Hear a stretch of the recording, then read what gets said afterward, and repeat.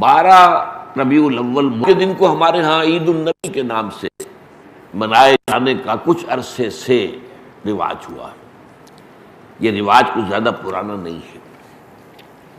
جہاں تک لفظ عید کا تعلق ہے، اس کا انطباق تو اس پر کوئی غلط نہیں ہے، صحیح ہے، اس لیے کہ لغوی طور پر عید کے معنی ہے بار بار لوٹ کر آنے والی شے یا خوشی،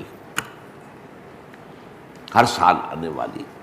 عید الفطر ہر سال آتی ہے، عید الاضحیٰ ہر سال آتی ہے، عاد یعود، لوٹنا، تو عید اسی سے بنا، لوٹ لوٹ کر آنے والی، پلٹ پلٹ کر آنے والی۔ اس اعتبار سے تو یہ یقیناً یوم عید ہے، لیکن یہ اصل میں اس کے لیے اس کا استعمال جو ہے یہ بہت ہی تھوڑے عرصے قبل شروع ہوا ہے، یہ کوئی قدیم بات نہیں ہے۔ اول تو یہ کہ حضور کی ولادت جو ہے 12 ربیع الاول متفق علیہ نہیں ہے، حضور کی ولادت کی تاریخ طے نہیں ہے۔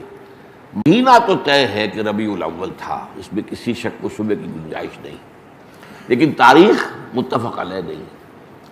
بلکہ میرے نزدیک اس سلسلے میں قاضی سلیمان سلمان منصور پوری رحمۃ اللہ علیہ، جو ایک بڑی عظیم کتاب کے مصنف ہیں، اگرچہ وہ اتنی مشہور نہیں ہو سکی جتنے کی مولانا شبلی کی رحمۃ للعالمین مشہور ہوئی ہے، لیکن بہت سے اعتبارات سے مولانا شبلی کی کتاب سے وہ بہت بڑھتر ہے، بہت اونچی ہے۔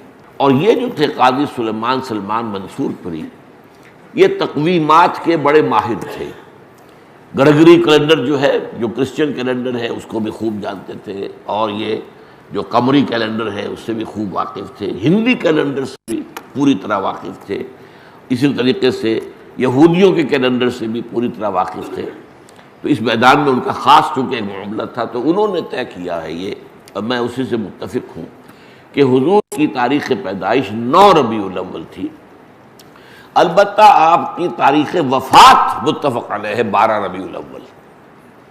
12 ربیع الاول اصل میں حضور کے انتقال کا دن ہے، اور یہ مجھے تو یاد ہے اپنے بچپن کے اندر، ابھی میرا بچپن جو ہے کوئی 200 سال پرانا تو نہیں ہے، یوں سمجھیے کہ پاکستان کے قیام سے پہلے تک یہ ہمارے ہاں 12 وفات کے طور پر منایا جاتا تھا۔ اس کا نام ہی تھا 12 وفات، 12 وفات، 12 ربیع الاول جو حضور کا یوم وفات ہے۔ اس میں کوئی جشن کا تصور نہیں تھا، کوئی دھوم دھڑکا نہیں تھا، کوئی جلوس نہیں تھے۔ ہاں ضرور ہے کہ کبھی جلسے ہو جاتے تھے، کوئی میلاد کی محفلیں ہوتی تھیں، لیکن میلاد کی محفلیں جو ہیں وہ صرف یوم ولادت کو نہیں ہوتی تھیں، وہ تو گویا کہ ہمارے ہاں کی ایک تہذیب کا ایک جز بن گیا تھا، خاص طور پر خواتین کے لیے، اور وہ تعلیم بالغہ کا ایک اچھا ذریعہ تھا۔ تو اس دن کیا کرتے تھے کہ کھانا پکا کر بڑے پیمانے پر غریبوں کو کھلایا جاتا تھا، بس یہ اس کی ایک جو تھی وہ صورت تھی۔ باقی یہ کہ اس کے علاوہ کوئی دھوم دھڑکا اور کوئی اس کو عید قرار دینا جو ہے وہ موجود نہیں تھا۔ اس اعتبار سے غور کیا جائے تو ہمارے لیے ان چیزوں میں سوچنے کا ایک ہے، مقام ہے کہ کچھ چیزیں، البتہ یہ کہا گیا ہے، میں اس پہ یقین سے نہیں کہہ سکتا، کہ اس کی جو ایجاد کی گئی ہے عید میلاد النبی کی حیثیت سے، ان کے موجد جو ہے مولانا احمد رضا خان بریلوی ہے۔ اس کی وجہ کیا تھی؟ اس وقت جو ہے شیعہ سنی کچھ معاملہ مسابقت کا شدت اختیار کر گیا تھا۔ انہوں نے محسوس کیا کہ یہ شیعوں نے جو یہ محرم اور اس کے تعزیوں کا معاملہ شروع کر رکھا، اس سے سنی عوام بھی بے انتہا متاثر ہوتے ہیں۔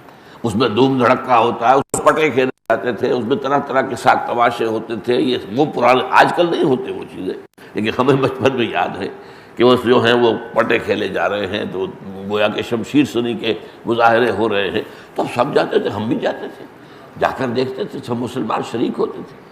اب اس ضمن میں جو بھی کچھ بیان کیا جاتا تھا وہ اس کا ظاہر بات ہے کہ ہمارے ذہنوں پر، ہمارے تحت الشعور پر اثر پڑ رہا تھا۔ تو یہ جو ہے اس کا ایک دعویٰ کرنے کے لیے کہ اس کا علاج ہم سنی بھی کریں، تو کوئی ایسی ہی چیز ہونی چاہیے جو لوگوں کی دلچسپی کا ذریعہ بن جائے، موجب بن جائے، اور لوگ اس کے اندر ذوق در ذوق شریک ہوں۔ تو یہ میلاد النبی کے جلوس جو ہیں، ان کے موجد جو ہے مولانا احمد رضا خان بریلوی ہے۔ بہرحال یہ بات تو میں نے ایک ٹیکنیکل انداز سے آپ سے کہی ہے، بہرحال یہ دن خوشی کا دن ہے، ولادت کا دن ہے۔ تو یہ چند باتیں تو میں نے کی ہیں آج اس عید میلاد النبی کے نام کے حوالے سے، اس کا پس